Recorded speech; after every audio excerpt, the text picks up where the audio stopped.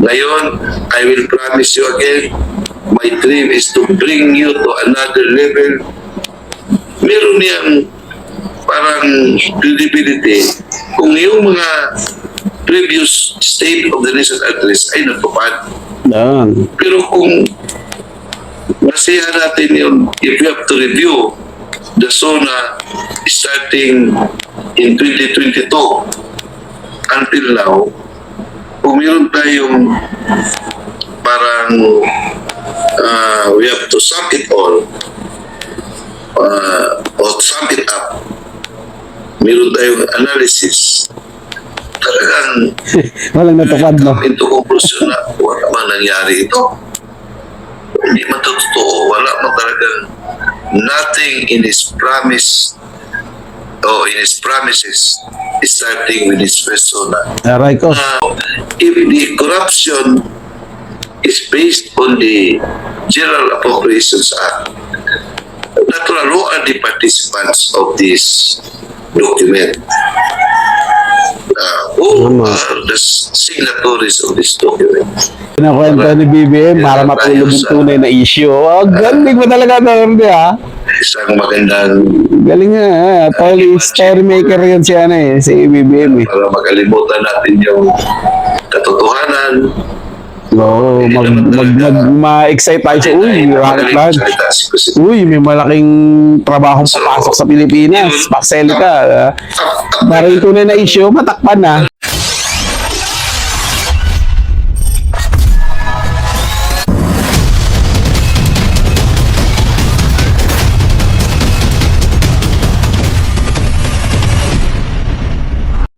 So yun o mga insan, magandang araw sa ating lahat. Reaction Insan po muling nagbabalik. At syempre mga insan, kung hindi pa po kayo nakapag-subscribe dito sa ating channel, mag-subscribe na kayo mga insan. Libre lang ang mag-subscribe, wala pong bayad yan. Kaya wag po kayong matakot mga insan. At syempre bisitahin niyo rin po ang ating Facebook page at TikTok mga insan. Kaya maraming salamat sa patuloy niyong panunood at pagsuporta dito sa ating channel. At ngayong araw mga insan, ito pag-usapan natin to, maganda to mga insan.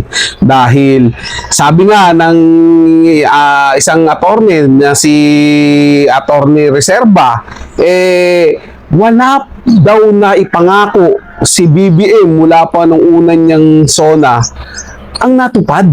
Grabe naman yun mga insan. Pero kung kayo mo tatanungin mga insan, sa lahat po ng pangako ni Pangulong Bongbong Marcos sa lahat ng naging SONA niya, ano ang sa tingin nyo yung natupad na? Oh, magandang katanungan yan. Iiwan yan sa comment section mga insan.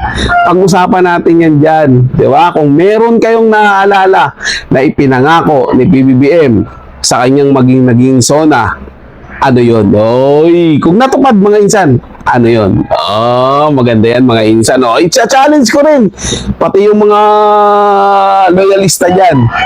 Oh, Pinklawan-Dilawan na sumusuporta kay BBM. I-komento nyo sa ating comment section ano yung pinangako ni BBM sa lahat ng naging SONA niya ang natupad. Oh, napakagandang challenge yan mga insan, ha? Sali na kayo sa ating challenge. So, ito na. Pag-usapan na natin yan at bigyan ng reaction video kung ano yung mga bakit nasabi ni Attorney Reserva na simula pa nung una, wala pa talagang walang pangako na ipinangako si BBM na natupad. So, ito.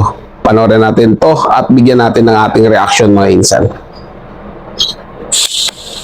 Nasiya natin yun, if you have to review the SONA starting in 2022 until now, kung meron tayong parang we have to sum it all or sum it up, meron tayong analysis, talagang we will come into conclusion na wala man nangyari ito. Hindi man totoo, wala man talagang nothing in his promise or in his promises starting with his persona na natupad. Naging totoo. Naging totoo. The opposite happened. Sabi nga nila, pinangako na, totoo pa rin pa ba? Online. Ito ang nabanggit po o pangako o pinahayag po ng Pangulo na possible ho daw by 2027 ay makakapaglusad na tayo ng unang rocket launch. Itong ating bansa. Ano Rocket masasabi launch po ninyo? daw. I think Ang laki lang ng gastos niyan. that should have been spoken coming from a very rich and powerful country na mayroong excess money. Imagine mag-rocket launch tayo into space. It entails so huge amount of money na mas kailangan natin gamitin para sa ating basic needs. So, para sa akin, parang ang priority ay hindi maganda. Dapat Parang wala. Parang hirap paniwalaan. Tsaka parang may something magagano rocket na ganyan eh. Country which has so much Baka ibang rocket lang mapuntahan yun. resources to think about rocket launching in space. Rocket launching sa Attorney, space. may buntag si Admar po ito. Meron pong nabanggit ang ate ng Pangulo, no, na hindi rin dumalo sa SONA ng kanyang kapatid. Ang sabi niya dito, kasi naalala natin last year na SONA ang tumatak siguro na linya sa kanyang SONA ay mahiya naman kayo. Pero pinuna ito ni Senator Amy Marcos, sabi pa nga niya dito sa last na bahagi ng kanyang statement, anyari na sa mahiya naman kayo, ligtas pa rin naman ang mga walang hiya. Attorney, ano masasabi niyo po ito? Yari. Ang galing. Tama yun ah. Observation ng kanyang kapatid. So ano na. So na niya. So ano na. That observation is noted. Opo, pero kapansin-pansin po na ang mga sinasabi niyang nakulong doon ay ilan lang naman po, no? Siyempre.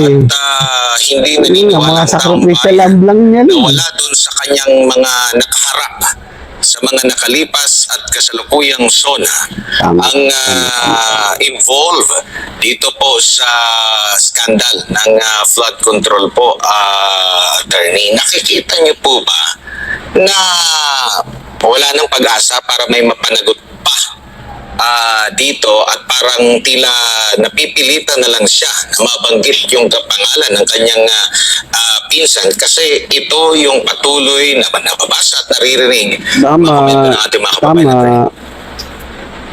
Kaya nga, Nagigipit na lang siya ron. nangyari na unprecedented, historic na demand sa ating kabanang bayan. Excuse me po. Hindi ito mangyayari kung Grabe, ubo ko na. walang grand Ubo natin mga insan. from the top. Pamamplema. Pati lang sa lalamunan. It talks about Virus yun ah. So yung budget process, mga malalaking highest officials of the land Pagigan natin mga insan. are the ones doing it galing sa proposal, yung doon sa discussion sa House of Representatives at saka sa Senate, doon sa PICAM, hanggang sa signing ng bill hanggang nagawa yan, General Appropriations Act. So, if the corruption is based on the General Appropriations Act, natural, who are the participants of this document? Who are the signatories of this document? So, ito talaga ang mga persons of interest. If I were to follow or if I were to parang sundan ko yung statement ni Director Matibag, sila ang persons of interest nito, yung mga nag-sign ng ating GAA. So, Yun talaga yun. Yung saga, yung mga signatory doon. Sinlaki ng pera doon. Insan. masabi natin na Kabilang na siya. totohanan talaga na investigation. Labo to si Marcos. Spare one of the signatories of this document.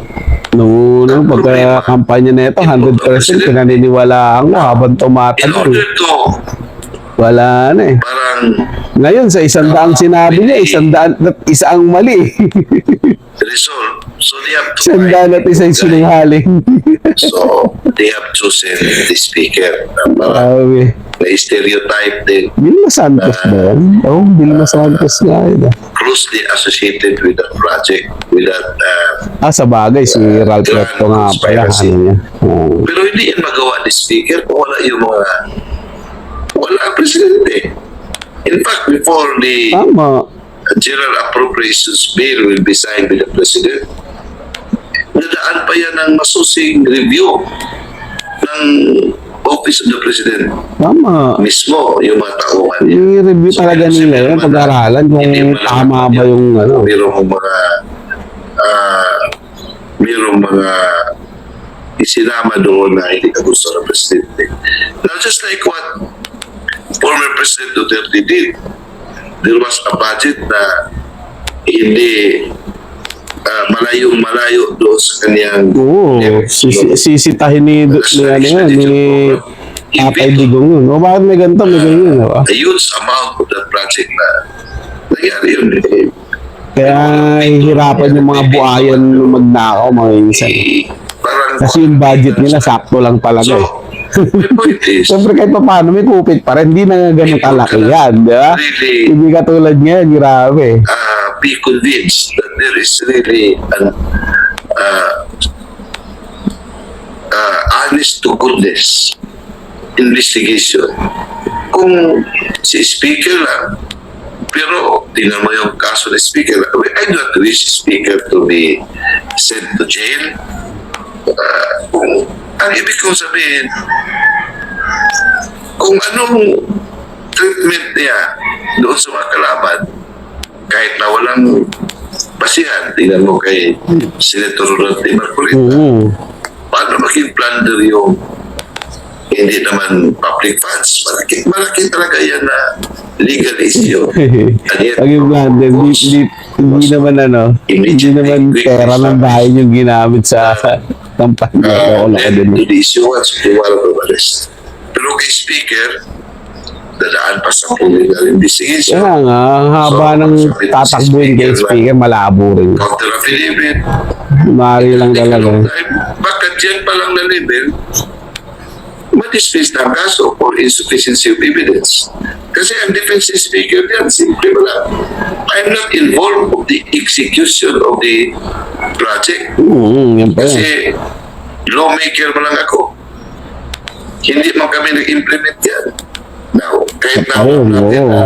kasama sa implementation, pero sa mga documents yan, hindi naman yan lalabas yung mga pangalan nila. Kasi iba naman na departamento ang mag-execute, the executive branch.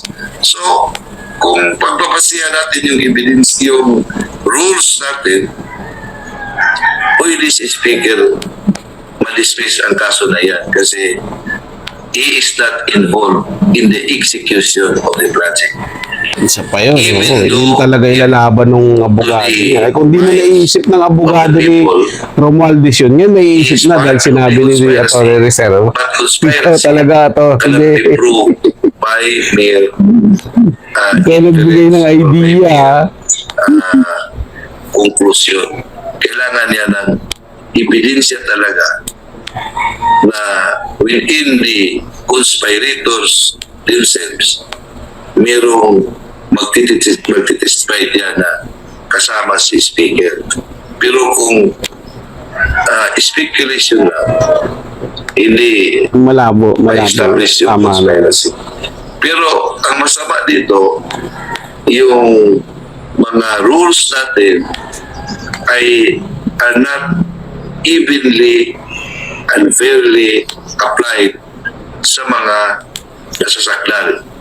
Ibang klase rules ay apply doon sa mga political enemies, ruthless rules. Wala nang mga rules ha.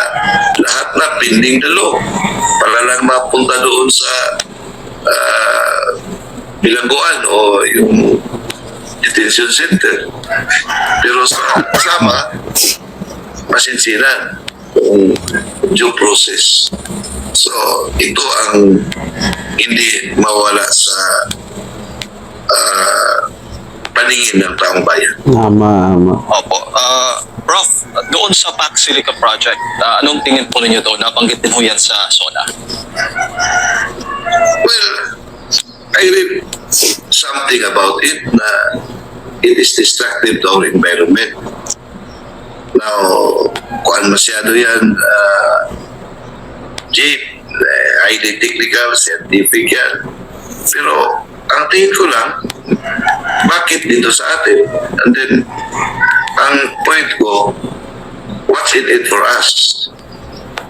Do we gain? Meron ba tayong para sa atin yan? Or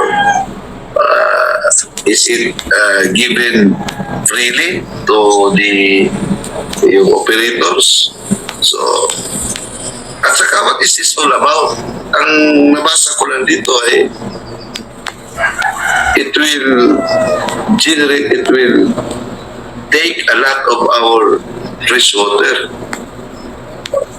So, kung yan ang mangyayari, yung cost of environment vis-a-vis yung benefit natin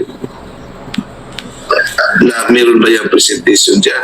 Kaya yung cost Kaya nga kailangan kung malinaw yan, mga insan kung hindi pa yan malinaw. kontrolado ba ng pamahalaan yan o ang may control dyan yung Opo. mismong Pero sa lahat po ng Pac Silica. pagsasabanggit doon sa ikalimutan Diba? ng Pangulo, alin po doon para po sa mahirap inyo? yun. Good news. Mamaya, kung anong mangyari dun sa loob, labas ang Pilipinas. Yung mga premises. Paano kung Yung maging pugad ng katiwalian yung loob, di ba? ang tingin ko Mahirap. ay Dapat maging malinaw talaga na dinawi ng gobyerno daydreaming.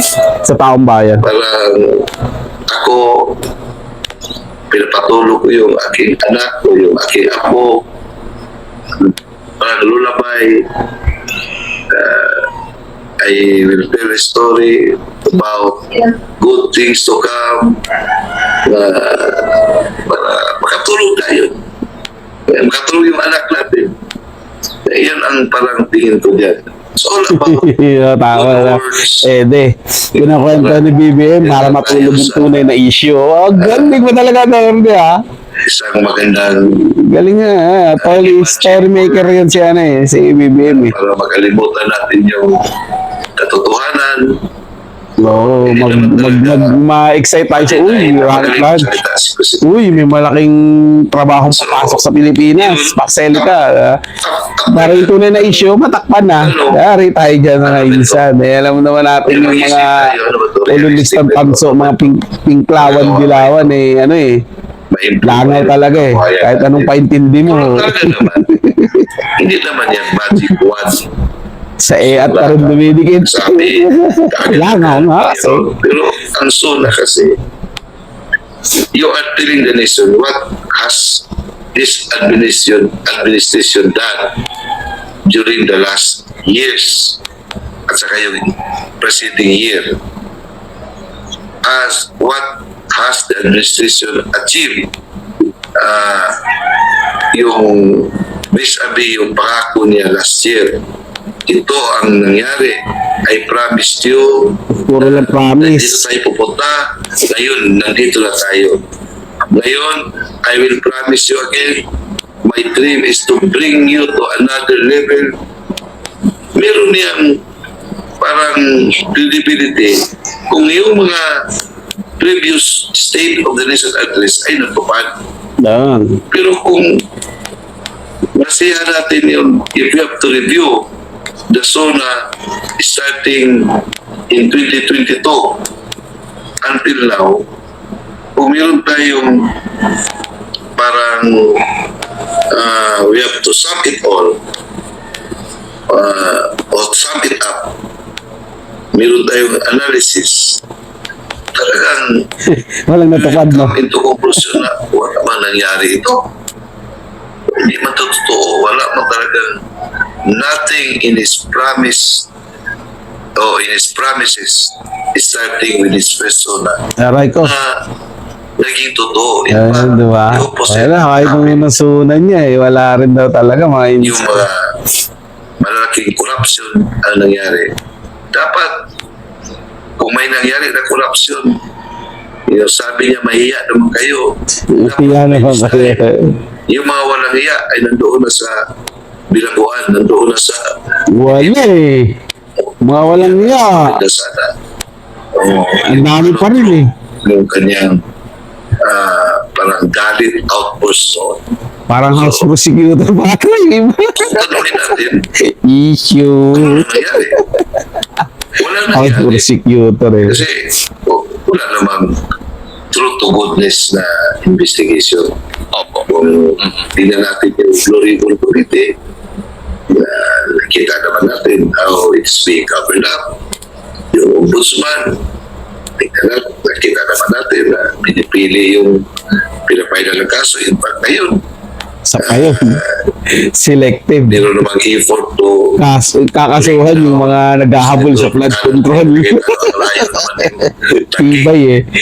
Matibay. So, alin dun yung ano. Landiyan naman, Grabe. dapat yung nauna na may mga ebidensya na Kahit anong gawin ni PBBM, negative pa rin. Magiging ano yung trust rating. Lalong magiging negative yan mga sa mga wala. sa isang Wala sa sunod na ano, lalong maging negative yan. Tataas yan, tataas yung negative. meron mang gusto natin sa tagay. 15, tapos naging 24, baka sunod 30 na yan. Dahil kalaban, talagang hinahanap ng paraan. Doon nag-umpisa yan sa 19 Southeast Asian Games, pero hindi na pwedeng ituloy yun dahil masama man si Secretary Vince Dizon. So, nag-iiba, doon naman sa Pasig. I'm not defending Senator Alan Peter Cayetano, pero makita natin yung selective talaga. Selective lang yung hanapan nila ng kaso. So, kung may mga trophy, may mga Hindi nila hindi nila kalyado. Presidents, Matik naman niya, kita naman yung mga their insan. political enemies na mas kung may kasalanan man, mas hindi yun ang parang karumal-dumal as compared to the sins and the betrayals na ginawa ng kanilang mga kasamaan, including those who are on top. Tama. So, this kind of uneven at saka yung unjust na treatment ay, as I said, hindi mawala sa paningin ng tao. Kaya makita ko talaga surveys na apply, numbers na apply. Tama. So, yun, naging negative yung kanyang trust at saka approval rating kasi hindi na mapula yung mga taong bayan. Opo. Siguro, Prof, huli na lang, paano ba rin yung bigyan ng grado ang SONA report, itong SONA ng Pangulong Bongbong Marcos Jr.? Kayo na lang siguro, Jade, at saka Admar. Opo. So, Ayaw kong bigyan nyo ng grade sa ina. make a grade. Yung grade na ibigay ng karamihan ng taong bayan, I join and I concur. Yun na lang. Basta ako, 1 lang ako. 1 lang ako dun mga insan. Sa zona ni PBBM. At ako, sangayon ako dun sa sinabi ni Atty. Dun mga insan. Na wala naman talaga sa sa pinangako ni BBM sa mga zona niya yung nangyari. Sabi niya na wala na pangarap ko, wala nang magugutom na mga Pilipino. Hindi, baliktad eh. Ang daming gutom ng mga Pilipino eh. 'Di ba? At ang masaklap nga diyan mga insan eh, yung mga Pilipinong gutom na nagtatrabaho lang ng patas, yung pa yung mabibiktima ng mga durugista. At ang masaklap pa mga insan, yung biktima na yun na matinong tao, na breadwinner, tinulungan ng isang sikat na artista, content creator, dinalaw yung pamilya, binigyan ng pera para makapag-survive pa sa mga darating na panahon, kaya ko-questionin pa. 'Di ba? At sasabihin, wala na daw mga vlogger ang pwedeng rumektan tumulong na hindi daw sumasangguni muna sa pamahalaan. What? trabaho sana ng pamahalaan yan. Dahil nga hindi nyo ginagawa ng paraan, ayun na, yung may mga puso, yung malalaking puso ng mga vlogger na lang ang gumagawa ng dapat kayo ang gumawa. So, imbis nga na dalawin ninyo yung tao, yung rider na lehitimong namumuhay ng marangal, nagtatrabaho ng marangal, eh sa halip, doon kayo pumunta sa Palamura. Di ba? At ito pang nakakawindang mga insan. Sente Virus, sinabi niya na magpapanukala daw siya ng batas. Na wala na daw, tatanggalin yata yung rebulto o yung statue ni Rene Baterbolia, yung basketball player na yung pumanaw dahil dun sa pagkakalunod, mga insan. 'Di ba? Ayun yung tao na yon, ang gusto nung gumawa nun, maging replika yon, maging simbolo ng kasipagan at pangarap na pwede kang mangarap para maiahon mo ang sarili mo sa hirap sa pamamagitan ng sports, na magkaroon ka ng marangal na hanap buhay sa pamamagitan ng sports. 'Di ba? Tututulan nila yon. Pero yung nagbebenta ng pinagbabawal na gamot, ginawa nila ng museum. Di ba mga insan? Inspirasyon nun. Di ba? Magbenta rin ako para magkaroon ako ng museum. Kumpara dito sa tao na nagsisikap para sa pamilya niya. At dito siya nagsisikap para magkaroon ng maraming bisyo yung mga tao. Di ba? Ang labo ng connection, mga insan. Diba? Ang labo. Sobrang sila, papahiwatig lang sila na alam mo kung sino yung kinakampihan nila. Andun yun sila sa mga negative side, mga insan. At ito, sana makarating kay Pangulong Bongbong Marcos na sana, sir, pakiusap lang naman. 'Di ba? Sige, wag na tayong magpaligoy-ligoy pa. Isa lang naman ang gusto ng taong bayan. Yung pinangako mo ngayon na magkakaroon na ng patong-patong na kaso at mapapanagot si Martin Romualdez, igawin po ninyo. Nang sa gayon po, mas lumutang pa, mas umigting pa ang investigasyon diyan sa flood control. 'Di ba? Kasi kung kakasuhan niyo na si Congressman Martin Romualdez, 'di ba? Eh di sana buksan niyo na rin po yung usapin diyan sa flood control para mas maliwanagan po yung taong bayan kung saan talaga napunta yung budget sa flood control at kung sino ba talaga ang nanguna diyan para magkaroon ng malawakang nakawan diyan sa flood control na yan. Kayo mga insan, ano masasabi nyo sa ating pinag-usapan ngayon, sa naging sona ng Pangulo? Komento sa ating comment section, pag-usapan po natin yan. At maraming salamat po sa patuloy niyong panonood dito sa ating channel. Lagi po kayo mag-iingat. Paalam po.